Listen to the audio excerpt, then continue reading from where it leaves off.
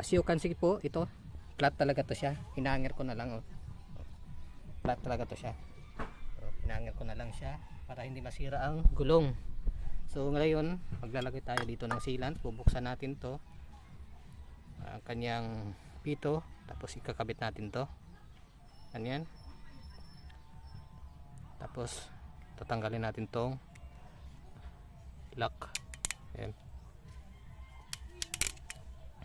Pagkatanggal ng lock, ikutin natin siya pa kanan para mag-open. Nandito, no, nakikita natin sa ibabaw may open saka off, on or off.